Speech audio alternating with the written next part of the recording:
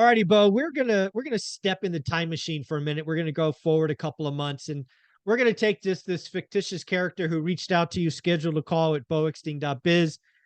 You walked them through their options. They found, I don't know, a franchise or a business. It doesn't really matter that they liked. You lined up the financing. Day one closed. The deal is done. You're now a business owner. Now what? What are some things you want to tell that person that now they're a business owner?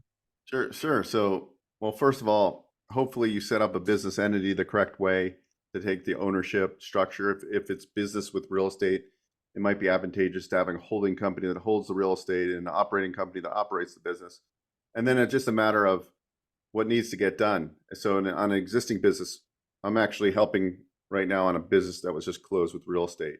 And I'm not doing the work, but the gentleman that bought the business is this is what I've done. This is what I've done because I've lined up some investors. That's why he's keeping me Mhm. updated in the business.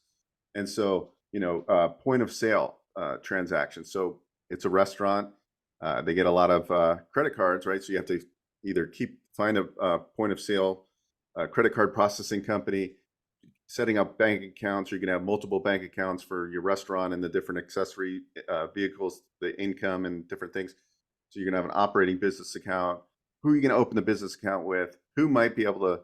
So even opening a business account is very important because I get this question or this problem almost every day now. I Mm. got somebody the other day. He has like 8 properties and he does like co-living. Um, and he said, "Oh, I'm like, well, what's your credit score right now?" He's like, "Well, it's in like the low sixes." He goes, Mm. "I just used all my personal credit." I'm like, "Okay, well, that's first of all, never use your personal credit. Get Yeah, business that's a credit problem. cards, Yeah. right? Like set up business credit within the name of your business. Now, first, you don't have a track record with the business, but they're going to look at your personal profile. So Mhm. have good personal credit, and then now you have 50 or $60,000 in credit cards and business line of credits that don't show up on your personal credit report. Keep it separate for bookkeeping purposes. All these things are so important. So when you're buying a business, even real estate people, like some people aren't buying property in an entity. I get it in the beginning if we're using conventional financing, but once you get into the DSCR space, you should be buying in a business entity. You pay a little bit higher interest rate than going conventional. That's the cost of doing business, but it also separates it's a business and liability lawsuits. And going forward, you're only able to buy so many properties in your personal name, anyways.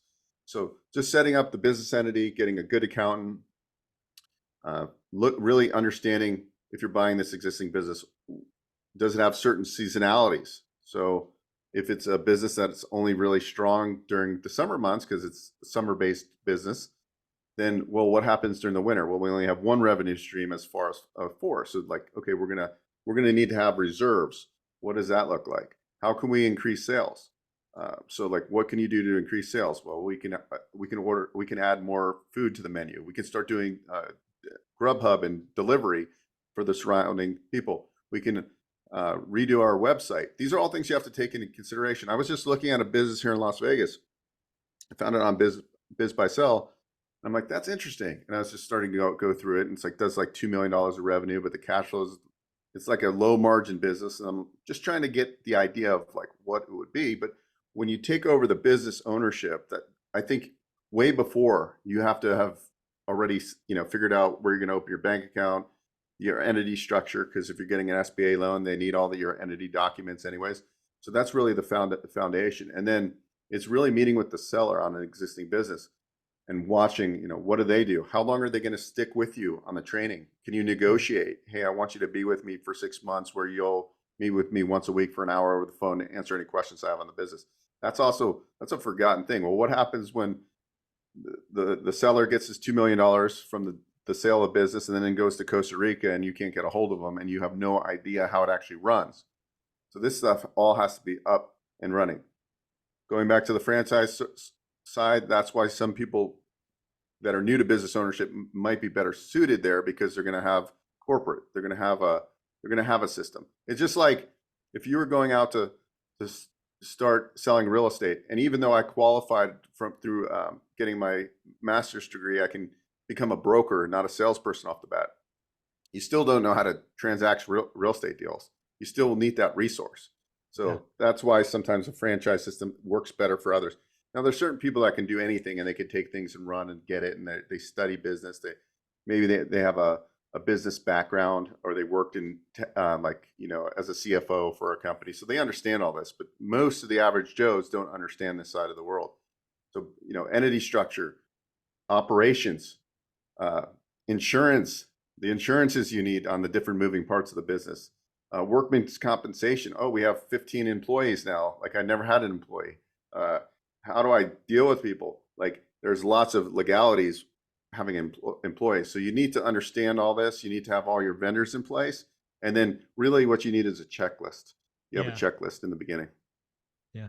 One of the things that I looked at, and again, I watch Cody Sanchez stuff because I think she just does an awesome job. Um, it's if you're buying an existing business, because really what I'm looking at today is just a great time to be buying businesses. We have the baby boomers who are clearly aging out. They clearly want to, you know, they're nearly done. They want to be out. You get some seller financing, even if it's just a part of it. You get a small business loan from you for the first. They take a silent second or whatever that is.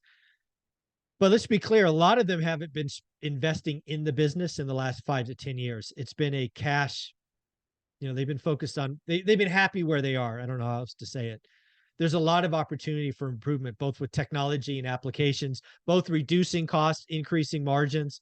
There's just so many opportunities. And I'm really hoping people, if they close a business, you know, today, there's a checklist of things to increase margin, lower cost, increase revenue, because I think there's just so much opportunity out there. I see a lot of small businesses now that you and I have had these conversations that frankly don't have a social media presence, that don't have the ability to generate leads and interest. And I'm like, wow, there are so many things we could be doing differently. So I hope there's a checklist, not only for protection and all of that, but also for opportunity, because you gotta get the money at the top so more money comes out of the bottom. Yeah, that's so true. I was watching one of your previous episodes, and you had Sean from Think Media, Mm. and I follow him too. I love his content and what social media can do. But just let's just say you had you bought a dog grooming business. I'm just using that for Yeah, example. Well, what do? You have a YouTube channel, you have an Instagram, you're yeah, promoting, right? You're doing some cool reels and clips, and that is generating you business, right? Like, absolutely. so like through just social media, you have these mom and pop businesses. So I have a guy right now that's buying a boutique motel in upstate New York. And like the current owners aren't on Airbnb, they're old school, right? Like, Yeah, and it's like you get it on all these new platforms, you're gonna get yeah, thousands more eyeballs on it. Then you create some really cool Instagram and make this so it's like this resort starts getting like branded into people's heads. yeah. And just that's just one facet of it. I mean, I've always been a fan of social media marketing. This is evergreen right now. This video we're doing right now is going to be in YouTube space forever. Yep. And people are going to find this 5 years from now. So like just start thinking like this. These are all, you're right. This is things that you can do. And if you follow Cody Sanchez, that's what she's doing. She's going out. She's Buying using her boring businesses. yeah, Yes. she's using social media to blow up her business. She's taking all the cash flow she's making. She's acquiring more businesses, more opportunities come to her, and now she gets. You know, I heard she makes like between $10,000 to $20,000 per every YouTube video she does just in Google AdSense. I don't know if that's true or not, but that's pretty Wow. phenomenal. Yeah, yeah. I do not make that. I don't make that in a month. But good for Cody. Yeah, again, there's a lot of opportunity out there. Again, if you're going to be buying a small business or franchise, I hope you have a plan to blow it up. That's what I hope. That's what I hope. Again, I would strongly suggest you book a call with Boix, and he is the concierge to small business loans. He has his own playlist on this channel. Go back and just absorb all the different options you have. If somebody wanted to get a call with you, Bo, how are they doing that? BoEckstein.biz and click on one rental at a time. I'll take you right to a calendar link and just book a call. Thank you, buddy. I appreciate you. Have a great week. All right. All right. Thanks so much. Mhm.